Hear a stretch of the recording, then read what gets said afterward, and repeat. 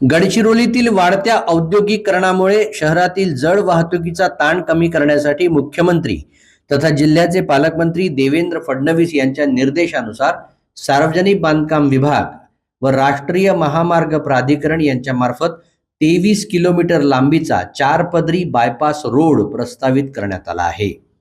या प्रकल्पाच्या अंतिम आराखड्याचा जिल्हाधिकारी अविशांत पांडा यांच्या अध्यक्षतेखाली आढावा घेण्यात आला।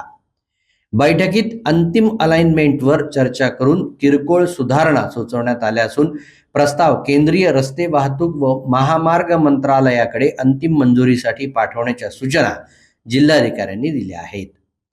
प्रस्तावित बायपास शहरापासून सुमारे 5 ते 6 किलोमीटर अंतरावर असून भविष्यातील 25 ते 30 वर्षांची वाहतूक लक्षात घेऊन त्याचं नियोजन करण्यात आलं आहे। बैठकीला अपर जिल्हाधिकारी नितीन गावंडे, राष्ट्रीय महामार्ग विभागाचे कार्यकारी अभियंता प्रफुल्ल केळकर, नगरपालिका प्रशासन अधिकारी अर्चना मेंढे व मुख्याधिकारी सूर्यकांत पिदुरकर उपस्थित होते।